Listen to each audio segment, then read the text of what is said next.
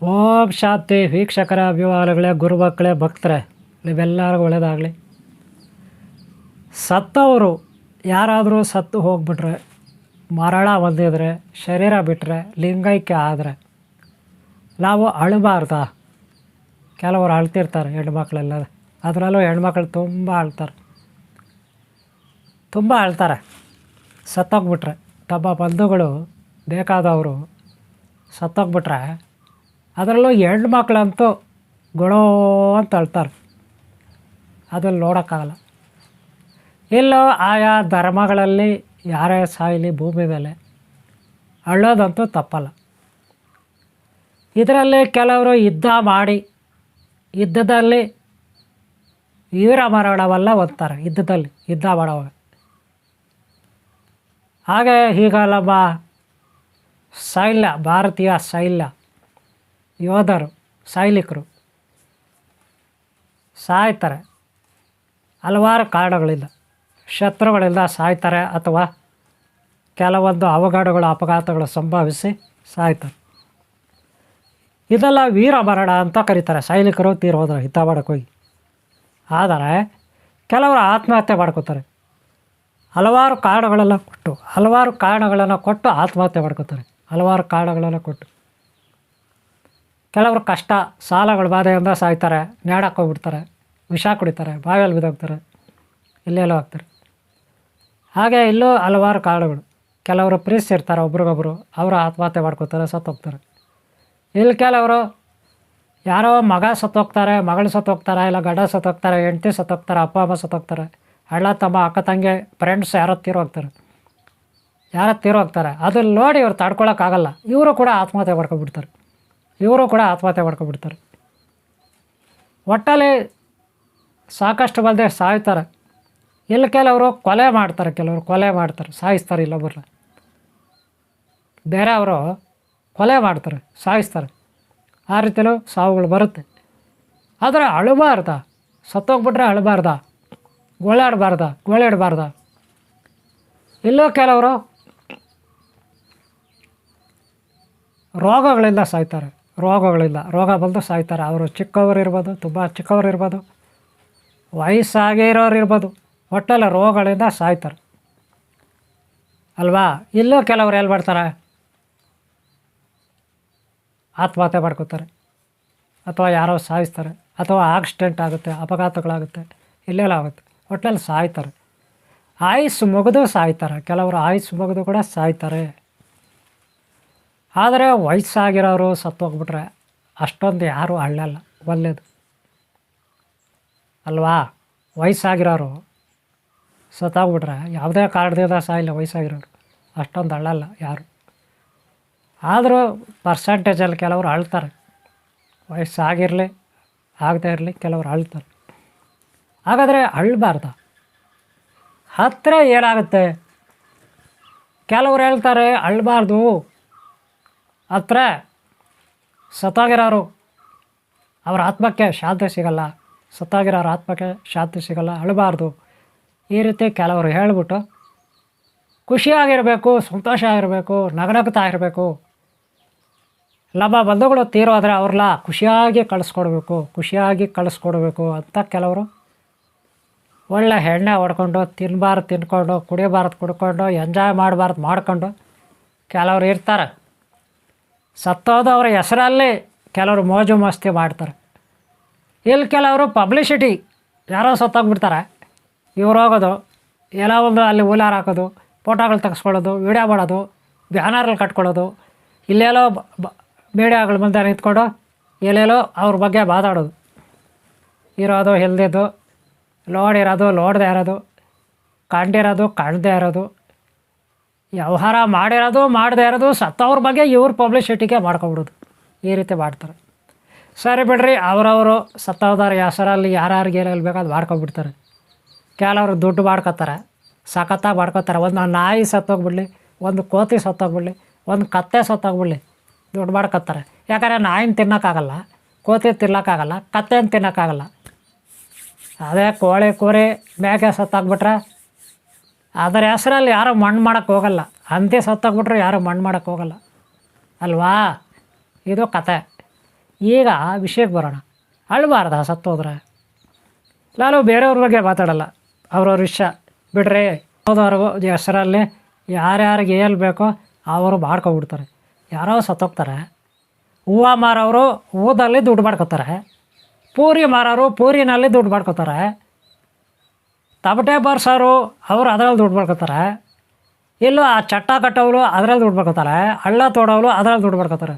ಇವರೆಲ್ಲ ಖುಷಿಯಾಗಿರ್ತಾರೆ. ಯಾರು ಸತ್ತೋಗ್ಬಿಟ್ರೆ ಸಾಕು ಬೇಜಾನ್ ಕಮಾಯಿ ಆಗುತ್ತೆ, ಖುಷಿಯಾಗಿರ್ತಾರೆ. ಆದರೆ ಅಳ್ತಾ ಇರೋದು ಯಾರು ಇಲ್ಲೀಗ? ಕತೆ ಅಳ್ಳೋರು ಯಾರು? ಪಾಪ ಹೆಣ್ಮಕ್ಳು ಭಯಾಲ್ಕವಾಗಿ ಅಳ್ತಿರ್ತಾರೆ. ಗಂಡಸರು ಯಾರೋ ಒಬ್ಬರು ಇವರು ಬಿಡ್ರೆ. ಇದು ಕತೆ. ನಾನೊಂದು ಕತೆ ಹೇಳ್ಬೇಕಲ್ಲ ನಿಮಗೆ.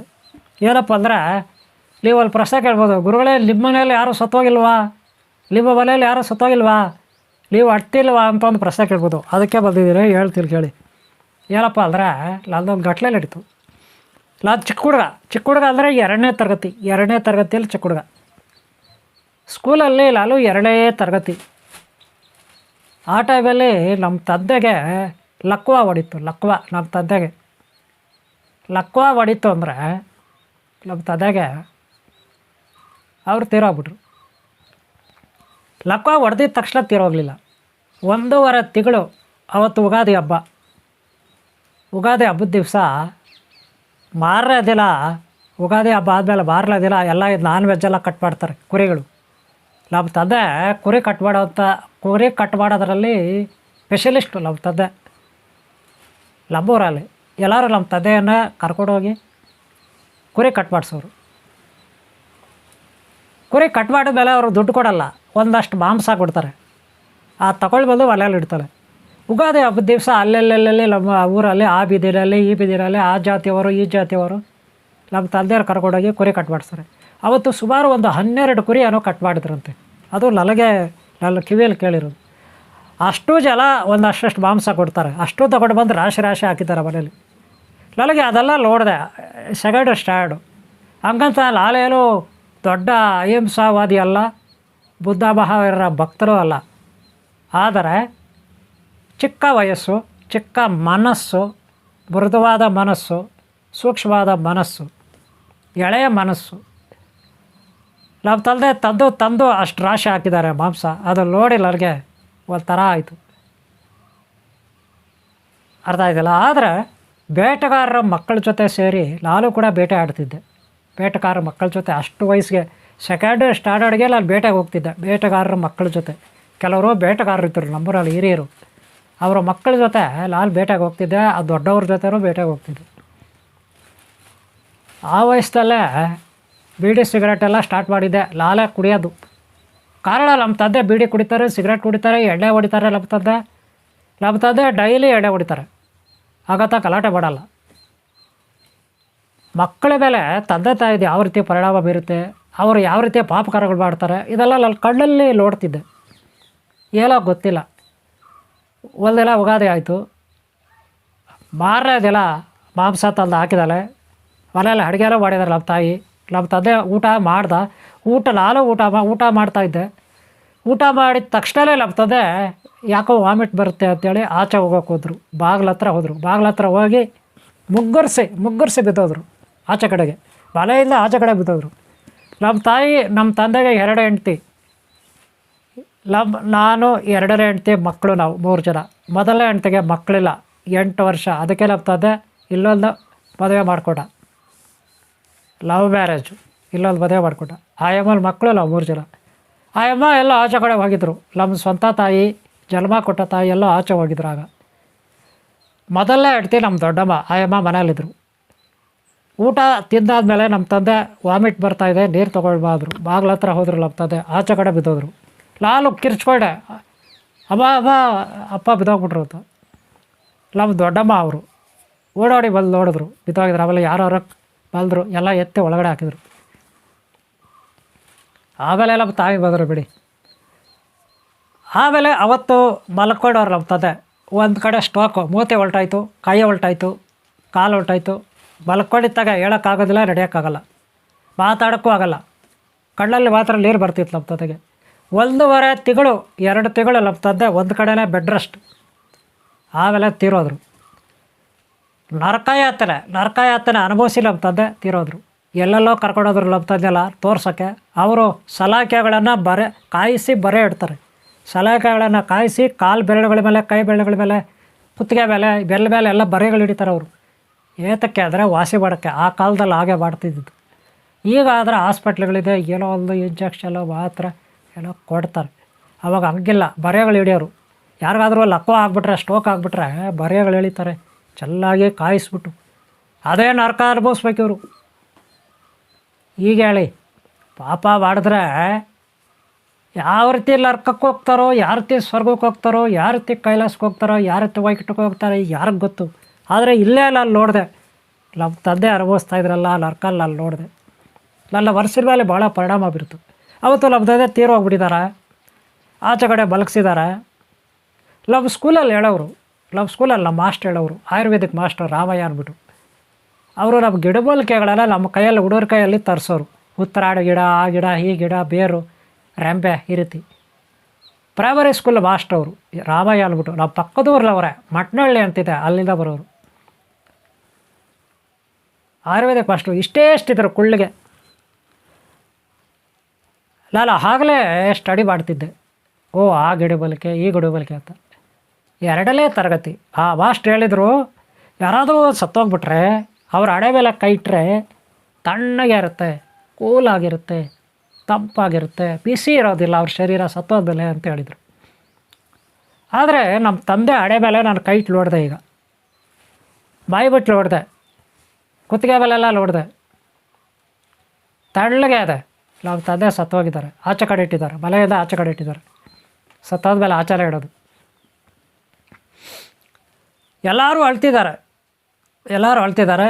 ಅಕ್ಕಪಕ್ಕ ಊರುಗಳಿಂದ ಕೆಲವರು ಬಂದಿದ್ದಾರೆ, ದೂರದಿಂದ ಕೆಲವರು. ನಮ್ಮ ತಂದೆ ತಮ್ಮ ಬೇರೆ ಊರಲ್ಲಿದ್ದ, ಅಲ್ಲೇ ಸಂಸಾರ ಇದ್ದ ಹೆಂಡ್ತಿ ಮನೆಯಲ್ಲಿ. ಆತ ಬಂದ ತಕ್ಷಣ, ನಮ್ಮ ತಂದೆ ತಮ್ಮ ಬಂದ ತಕ್ಷಣ ನಮ್ಮಮ್ಮ, ನಮ್ಮ ದೊಡ್ಡಮ್ಮ, ಇಲ್ಲೂ ಎಲ್ಲರುಗಳು ಅಂತ ಜೋರಾಗಿ ಶುರು ಮಾಡಿದ್ರು. ಅದನ್ನ ಬಂದ ತಕ್ಷಣ, ನಮ್ಮ ತಂದೆ ತಮ್ಮ ಬಂದ ತಕ್ಷಣ ನೋಡೋಕ್ಕೆ. ನಮ್ಮ ಚಿಕ್ಕಪ್ಪ ಅವ್ರು ಬಂದ ತಕ್ಷಣ ಇವರು ಜೋರಾಗಿ ಇನ್ನೂ ಜೋರು ಮಾಡಿದ್ರು ಅಳೋಕ್ಕೆ. ನಾನು ನೋಡಿದೆ, ನನಗೇನು ಅಳುಲೇ ಬರ್ತಾಯಿಲ್ಲ, ನನಗೊಂಚೂರು ಅಳು ಬರ್ತಾಯಿಲ್ಲ, ಒಂಚೂರು ಬರ್ತಾಯಿಲ್ಲ. ಯಾಕಪ್ಪ ಅಂದರೆ ನಾನು 1ನೇ ತರಗತಿಯಲ್ಲಿ ಇರುವಾಗ, ಅದಕ್ಕಿಂತ ಕೆಳಗೆ ಪ್ರಿ KG ಅಲ್ಕೊಬಿಡಿ, 1ನೇ ತರಗತಿ ಚಿಕ್ಕವಳಿರುವಾಗ ಸುಬ್ಬಳ್ಳ ಅಂತ ಒಬ್ಬರಿದ್ದಾರೆ, ಅಕ್ಲಮ್ಮನವರ ಬುಲೆಟಪ್ಪ ಅವರ ಸುಬ್ಬಳ್ಳ ಆತ ತೀರೋಗ್ಬಿಟ್ಟ. ಆತನ ತಗೊಂಡೋಗಿ ಒಳಗಡೆ ಹಾಕಿದ್ರು ಸ್ಮಶಾನದಲ್ಲಿ. ಅದು ಫಸ್ಟ್ ಟೈಮ್ ನಾನು ಸತ್ತೋದವರ ಎಳ ನೋಡಿರೋದು. ಫಸ್ಟ್ ಟೈಮ್ ಅದು ಚಿಕ್ಕ ಹುಡುಗಲ್ಲಿ. ನಮ್ಮ ತಾಯಿ ಕೇಳಿದೆ, ಏನಪ್ಪ ಇದು ಒಳಗಡೆ ಹಾಕ್ಬಿಟ್ರು ಸುಬ್ಬಳ್ಳಗೆ ಅಂತ ಕೇಳಿದೆ. ನಾನು 1ನೇ ತರಗತಿಗಿಂತ ಚಿಕ್ಕವಳು. ಅಮ್ಮಮ್ಮ ಅಂದರೆ ಒಂದು 5 ವರ್ಷಕ್ಕಿಂತ ಚಿಕ್ಕವಳು, 4 ವರ್ಷ ಇರ್ಬೋದು. ನಮ್ಮ ತಾಯಿ ಹೇಳಿದ್ರು, ಕಳೆಯ ಸತ್ತೋಗ್ಬಿಟ್ಟಿದ್ದಾಳೆ, ಅದಕ್ಕೆ ಒಳಗಡೆ ಹಾಕಿದ್ದಾರೆ, ಆತ ಸತ್ತೋಗ್ಬಿಟ್ಟಿದ್ದಾಳೆ ಒಳಗಡೆ ಹಾಕಿದ್ದಾರೆ ಅಂತ ನಮ್ಮ ತಾಯಿ ಹೇಳಿದ್ರು. ಸುಬ್ಬಳ್ಳ ಅಂತ ಹೆಸರು, ವಯಸ್ಸಾಗಿತ್ತು. ಅಲ್ಲ, ಸತ್ತೋಗ್ಬಿಟ್ರೆ ಒಳಗಡೆ ಹಾಕ್ತಾರಾ? ಒಳಗಡೆ ಯಾಕೆ ಹಾಕಬೇಕು ಸತ್ತೋಗ್ಬಿಟ್ರೆ? ಈ ರೀತಿ ಪ್ರಶ್ನೆ ಕೇಳಿದೆ ನಾನು. ನಮ್ಮ ತಾಯಿ ಹೇಳಿದ್ರು, ಸತ್ತೋಗ್ಬಿಟ್ರೆ ಹಂಗೆ. ಆಮೇಲೆ ಮಣ್ಣು ಮುಚ್ಚಿಬಿಟ್ರಲ್ಲ. ಅಲ್ಲಲ್ಲ, ಮಣ್ಣು ಮುಚ್ಚಿ ಆದಮೇಲೆ ನಮ್ಮ ತಾಯಿಗೆ ಇಲ್ಲೊಂದು ಪ್ರಶ್ನೆ ಕೇಳಿದೆ, ಅಲ್ಲಪ್ಪ ಎಲ್ಲ ಮಣ್ಣು ಮುಚ್ಚಿಬಿಟ್ರಲ್ಲ ಅಂದೆ. ಹೌದು ಅಷ್ಟೇ ಅಂತ ನಮ್ಮ ತಾಯಿ ಹೇಳಿದ್ರು. ನಾನು ಕೇಳಿದೆ, ಮತ್ತು ಯಾವಾಗ ಬರ್ತಾನೆ ಅದನ್ನು ಈಚೆ ಕಡೆಗೆ ಅಂದೆ. ಆತ ಇಲ್ಲಿ ಬರಲ್ಲ ಅಷ್ಟೇ, ಮೂಳೆಗಳಾಗ್ಬಿಡ್ತಾನೆ, ಮೂಳೆಗಳು ಅಂದರು. ಹಳ್ಳಿ ಭಾಷೆನಲ್ಲಿ ಮೂಳೆ ಎಮ್ಕೆ ಅಂತಾರೆ. ಅದು ಮೂಳೆ ಆಗ್ಬಿಡ್ತಾರೆ ಅಂದರು. ಹೌದಾ, ಹಾಗಾದ್ರೆ ಬರಲ್ವ? ಇಲ್ಲ ಅಷ್ಟೆಲ್ಲ ಮೂಳೆ ಆಗ್ಬಿಡ್ತಲ್ಲ ಅಂದೆ. ಹೋದರು. ಆಮೇಲೆ ಸ್ವಲ್ಪ ದಿನ ಆದಮೇಲೆ ನಮ್ಮ ಸ್ವಂತ ತಾಯಿಯವರ, ನನಗೆ ಜನ್ಮ ಕೊಟ್ಟ ತಾಯಿಯವರ ತಂದೆ ತಿರೋಗ್ಬಿಟ್ರು. ಅಲ್ಲಿ ನೋಡಿದೆ. ಮತ್ತೆ ನಮ್ಮ ತಾಯಿ ಕೇಳಿದೆ, ಇದನ್ನ ಏನು ಮಾಡ್ತಾರೆ ಈಗ, ನಮ್ಮ ತಾತನ ಏನು ಮಾಡ್ತಾರೆ, ಇವ್ರು ಒಳಗಡೆ ಹಾಕ್ಬಿಡ್ತಾರ ಅಂದೆ. ಹಾಕ್ಬಿಡ್ತಾರೆ ಅಂದರು. ಹಾಕಿ ಆಯಿತು, ಮಣ್ಣು ಮುಚ್ಚ ಆಯಿತು. ಮತ್ತೆ ಕೇಳಿದೆ, ಮತ್ತೆ ಬರಲ್ವ ನಮ್ಮ ತಾತ ಅಂದೆ. ಇಲ್ಲ ಬರೋದಿಲ್ಲ ಅಂದರು. ಹೌದಾ, ಹಂಗಾದ್ರೆ ಎಲ್ಲ ಸತ್ತೋಗ್ತಾರಲ್ಲ, ಆತಲೂ ಸತ್ತೋಗ್ಬಿಟ್ಟ, ಈತಲೂ ಸತ್ತೋಗ್ಬಿಟ್ಟ, ಅವರು ಎಲ್ಲರೂ ಸತ್ತೋಗ್ತಾರ ಅಂದೆ. ಹೌದು ಅಂದರು. ನನಗೆ ಯಾಕೋ ಒಂಥರ ಫೀಲಿಂಗ್ ಆಯಿತು. ಆಮೇಲೆ ನಮ್ಮ ತಂದೆ ತಿರೋದ್ರು. ಈಗ ಅಂದರೆ ನಮ್ಮ ತಂದೆ ತೀರೋದ್ಮೇಲೆ ಮತ್ತೆ ಬರಲ್ಲ ತಾನೇ. ಈಗ ನಮ್ಮ ತಂದೆ ತೀರೋಗ್ಬಿಟ್ಟವ್ರು. ಈಗ ಇದಕ್ಕೆ ಮೊದಲು ಇಬ್ಬರು ಹೋಗಿದ್ದಾರೆ, ಇವ್ರು ತೀರೋಗಿದ್ದಾರೆ, ಬರಲ್ಲ. ನಮ್ಮ ತಾಯಿ ಹೇಳಿದ್ದಾರೆ, ಹಾಗಾದ್ರೆ ಯಾಕೆ ಅಳ್ಬೇಕು, ಬರಲ್ಲ ಅಲ್ಮೇಲೆ. ಇದು ಅಲ್ಲಿ ಪ್ರಶ್ನೆ. ಇವ್ರುಗಳು ಅಂತ ಅಳ್ತಿದ್ದಾರೆ. ನಮ್ಮ ಚಿಕ್ಕಪ್ಪ ಬಂದರೆ ಇಲ್ಲೂ ಶುರು ಹಚ್ಕೊಬಿಟ್ರು, ಜೋರಾಗಿ ಶುರು ಹಚ್ಕೊಬಿಟ್ಟಿದ್ದಾರೆ. ಏನು ಮಾಡ್ತೀರ, ಯಾರಾದರೂ ಸತ್ತೋದ್ರೆ ದುಃಖ ಆಗುತ್ತೆ. ನಾಳೆ ನೋಡಿದ್ರೆ ಏನು ಟೆನ್ಷನ್ ಇಲ್ಲ, ಫೀಲಿಂಗ್ ಇಲ್ಲ. ಆಮೇಲೆ ನಮ್ಮ ಅಣ್ಣ ಇದೆ ಅಲ್ಲಿ ನೋಡಿ, ಅವಳೆಲ್ಲಿ ಮಾಡ್ತಾ ಗೊತ್ತಾ, ಈ ಹಳ್ಳು ಲೀಲ್ ಅಳ್ಬೇಕು, ಹಳ್ಳು ಎಲ್ಲರೂ ಅಳ್ತಿದ್ದಾರೆ, ಲೀಲ್ ಹಳ್ಳು ಎಲ್ಲರೂ ಅಳ್ತಿದ್ದಾರೆ, ಲೀಲ್ ಹಳ್ಳು ಹಳ್ಳು ಲೀ ಹಳ್ಳು ಹಳ್ಳು ಹಳ್ಳು ಅಂತಿದ್ದಾರೆ. ನನಗೆ ಹೇಳ್ತಿದ್ದಾರೆ ಅಳ್ಬೇಕಂತ. ನಾನು ಇವನು ಹಿಂಸೆ ಅಂತ ಹಾಳಾರ್ದೆ ನಮ್ಮಣ್ಣ ಅಲ್ಲಿಗೆ ಕರ್ಕೊಂಡು ಹೋಗ್ತಾನೆ, ಇಲ್ಲಿಗೆ ಕರ್ಕೊಂಡು ಹೋಗ್ತಾನೆ. ಚಿಕ್ಕಪ್ಪ ಬಂದಿದ್ದಾರೋ, ಅಮ್ಮ ಅಲ್ಲ ಅಳ್ತಿದ್ದಾರೆ, ಎಲ್ಲರೂ ಅಳ್ತಿದ್ದಾರೆ, ನೀರು ಹಳ್ಳು, ಅವಳು ಅಳ್ತಿದ್ದಾರೆ, ಸುಮ್ಮನೆ ನಮ್ಮ ತಂಗಿ ಅಳ್ತಿದ್ದಾರೆ. ನನಗೆ ಹೇಳ್ದೆ ನನಗೆ ಅಳಲೇಬಾರ್ದು, ಏನು ಮಾಡೋದು, ಅಲ್ಲ ಅಳಲೇಬಾರ್ದು ನನಗೆ. ಆಮೇಲೆ ಅವನ ಕಾಟ ತಾಳಲಾರ್ದೆ ನಾನು ಸುಮ್ಮನೆ ಹೇಳ್ತಾ ಇದ್ದೀನಿ, ಆ್ಯಕ್ಟಿಂಗ್ ಮಾಡ್ತಾಯಿದ್ದೀನಿ. ಅದು ಬರ್ತಾನೆ ಇಲ್ಲ ಆ್ಯಕ್ಟಿಂಗ್ ಮಾಡೋಕ್ಕೆ, ಎಷ್ಟೊತ್ತರೂ ಆ್ಯಕ್ಟಿಂಗ್ ಮಾಡೋಕ್ಕೆ ಬರ್ತಾಯಿಲ್ಲ. ಆ ಥರ ಘಟನೆ ನಡೀತಾ ಹೋಯ್ತು. ಆ ಸೀನ್ ಇವತ್ತಿಗೂ ಬರೋಕ್ಕಾಗ್ತಾಯಿಲ್ಲ ನೋಡ್ರಿ. ಯಾರ್ಯಾರ ಅಭಿಪ್ರಾಯ ಹೇಳೋ ನನಗೆ ಗೊತ್ತಿಲ್ಲ. ಆಮೇಲೆ ನಮ್ಮ ಚಿಕ್ಕಪ್ಪ ಸತ್ತು ಹೋದರು, ನಾನು ಹತ್ತಿಲ್ಲ. ನಮ್ಮ ಅಜ್ಜಿ ತಿರೋದ್ರು, ನಾನು ಹತ್ತಿಲ್ಲ. ನಮ್ಮ ಚಿಕ್ಕಮ್ಮ ತಿರೋದ್ರು, ನಾನು ಹತ್ತಿಲ್ಲ. ಲಾಸ್ಟಿಗೆ ನನ್ನ ಸ್ವಂತ ತಾಯಿ ತಿರೋದ್ರು, ಹತ್ತಿಲ್ಲ. ಅಷ್ಟೇ ಅಲ್ಲ, ನನ್ನ ಸ್ವಂತ ತಾಯಿ ತಿರೋದಾಗ ಮಣ್ಣಿಗೆ ಹೋಗಿಲ್ಲ ನಾನು. ನಮ್ಮ ಚಿಕ್ಕಮ್ಮ ತಿರೋದಾಗ ಮಣ್ಣೇ ಹಾಕಿಲ್ಲ, ಮಣ್ಣಿಗೆ ಹೋಗಿಲ್ಲ ನಾನು. ಹೋಗಿದ್ದೇನೆ, ಅವರೆಲ್ಲ ಮಣ್ಣು ಆದಮೇಲೆ ನಮ್ಮ ಚಿಕ್ಕಮ್ಮನು ಮಣ್ಣು ಆದಮೇಲೆ ಹೋಗಿದೆ, ಸ್ವಲ್ಪ ಇಡೀ ಮಣ್ಣು ಹಾಕಿದ್ದೀನಿ, ಹೂಯ್ಲಾರ ಹಾಕಿದ್ದೀನಿ. ಆದರೆ ನಮ್ಮ ಸ್ವಂತ ತಾಯಿ ತಿರೋದಾಗ ನಾನು ಅಲ್ಲಿಗೆ ಹೋಗೇ ಇಲ್ಲ. ನಮ್ಮ ದೊಡ್ಡಬ್ಬ ನನ್ನ ಸಾಕು ತಾಯಿ ತಿರೋದಾಗ ಅಲ್ಲಿ ಹೋಗೇ ಇಲ್ಲ. ಇದೆಲ್ಲ ನಾನು ನಮ್ಮ ತಂಗಿಗೆ ಅಡ್ಡ ತಿರೋದ್ರು, ಅವಾಗಲೂ ಅಲ್ಲಿ ಹೋಗಿಲ್ಲ. ಸಾಕಷ್ಟು ಮಂದಿ ತೀರೋಗ್ತಾರೆ, ಅಲ್ಲಿ ಹೋಗೋದಿಲ್ಲ, ಅಲ್ಲಿ ಹೋಗೋದೇ ಇಲ್ಲ. ಯಾಕೆಂದರೆ ಅಲ್ಲಿ ಹೋದರೆ ಎಲ್ಲರೂ ಅಳ್ತಿರ್ತಾರೆ, ಗೊಳೋತಿರ್ತಾರೆ ಅಲ್ವಾ. ಬಿಡಿ, ಅದು ಆಯಿತು, ಹಾಕಲ್ಲ. ನೋಡ್ರಪ್ಪ, ಕೆಲವ್ರು ಹೇಳ್ತಾರೆ ಸತ್ತೋದ್ಮೇಲೆ ಅಳಬೇಕಂತೆ, ಜೋರಾಗಿ ಅಳಬೇಕಂತೆ, ಹತ್ತಿಲ್ಲ ಅಂದರೆ ಅವ್ರಿಗೆ ಮುಕ್ತಿ ಸಿಗಲ್ಲತ್ತೆ. ಇದು ಒಂದು. ಇಲ್ಲಿ ಕೆಲವರು ಒಳ್ಳೆಯ ವ್ಯಕ್ತಿ ತೀರೋಗ್ಬಿಟ್ರೆ ಸಹಾಯ ಮಾಡಿ, ಧರ್ಮ ಮಾಡಿ, ದೇಶಕ್ಕಾಗಿ ದುಡ್ದು, ಲೋಕಕ್ಕಾಗಿ ದುಡ್ದು 10 ಜನಕ್ಕೆ ಸಹಾಯ ಮಾಡಿ ತೀರೋಗ್ಬಿಟ್ರೆ ಅಳಬೇಕು. ಅದು ಧರ್ಮ ರೀ ಅದು. ಅದೇ ಪಾಪಿಗಳು, ನೀಚರು, ನಿಕೃಷ್ಟರು ಸತ್ತಾದರೆ ಅಳಬೇಕಾದ ಅಗತ್ಯ ಇಲ್ಲ. ಇವತ್ತೊಂದು ಫ್ಯಾಷನ್ ಆಗಿಬಿಟ್ಟಿದೆ. ಯಾರಾದರೂ ಸತ್ತೋಗ್ಬಿಟ್ರೆ ತಿಥಿ ಮಾಡ್ತಾರೆ. ಅವರೆಲ್ಲಾದರೂ ತಿಥಿ ಮಾಡ್ಕೊಂಡು ಜೋರಾಗಿ ಮಾಯ್ಕೆಗಳಾಗ್ಬಿಡ್ತಾರೆ. ರಾತ್ರಿ ಎಲ್ಲ ಭಜನೆ. ಅದೇನು ಭಜನೆ ಅಂದ್ರೆ ಜೋರಾಗಿ ಸೌಂಡ್ ಇಕ್ಕಿರ್ತಾರೆ, ರಾತ್ರಿಯಿಂದ ಬೆಳಗ್ಗೆವರೆಗೂ ಸೌಂಡು. ನಾವು ಕೇಳಿ ಕೇಳಿ ನಿದ್ದೆನೂ ಬರಲ್ಲ ಆ ಸೌಂಡ್ಗೆ, ನಾವು ಇರೋಕ್ಕಾಗಲ್ಲ. ಇವರು ಸತ್ತೋದವ್ರಿಗೆ ತಿಥಿ ಮಾಡ್ತಾರೋ ಬದುಕಿರೋರಿಗೆ ತಿಥಿ ಮಾಡ್ತಾರೋ ಗೊತ್ತಿಲ್ಲ. ಆದರೆ ಇವರು ಬದುಕಿರೋರಿಗೆ ತಿಥಿ ಮಾಡೋದು. ನಮಗಂತೂ ತಿಥಿ ಆಗ್ಬಿಡುತ್ತೆ. ಯಾಕಪ್ಪ ಈ ಜನ ಸಾಯ್ತಾರೆ, ಯಾಕಪ್ಪ ಇವ್ರು ತಿಥಿ ಮಾಡ್ತಾರೆ ಅಂತ. ನೋಡ್ರಿ, ಅಳೋದು, ಸತ್ತವರು ಯಾರಾದರೂ ಸತ್ತೋಗ್ಬಿಟ್ರೆ ಅಳ್ರಿ, ನಾನು ಬೇಡ ಅಲ್ಲ, ಅದು ಲೆವೆಲೇ ಹೋಗಿ ಬಿಟ್ಟಿದ್ದು. ನನಗೆ ಅಳು ಬರುತ್ತೆ. ಯಾರು ಸತ್ತೋದ್ರೆ ಗೊತ್ತಾ, ಲೋಕಕ್ಕಾಗಿ ಯಾರಾದರೂ ದುಡ್ದಿದ್ರೆ, ಲೋಕ ಕಲ್ಯಾಣಕ್ಕಾಗಿ ದುಡ್ದಿದ್ರೆ, ಲೋಕಕ್ಕಾಗಿ ಯುದ್ಧ ಮಾಡಿ ಯುದ್ಧದಲ್ಲಿ ಮಡ್ದಿದ್ರೆ ಅಂಥ ವೀರರ ಬಗ್ಗೆ ನಾನು ಅಳ್ತೀನಿ, ಕಣ್ಣೀರಾಗ್ತೀನಿ. ಇದ್ದಾರೆ ಸಾಕಷ್ಟು ರಾಜರು, ಮಹಾರಾಜರು, ಮಹಾರಾಣಿಯರು, ರಾಜಕುಮಾರಿಯರು, ದೇಶಪ್ರೇಮಿಗಳು, ವೀರ ಯೋಧರು ಎಷ್ಟೋ ಮಂದಿ ನಮ್ಮ ಚರಿತ್ರೆಯಲ್ಲಿದ್ದಾರೆ. ಭಾರತೀಯ ಚರಿತ್ರೆಯಲ್ಲಿ ಸಾಕಷ್ಟು ಮಂದಿ ವೀರ ಯೋಧರಿದ್ದಾರೆ.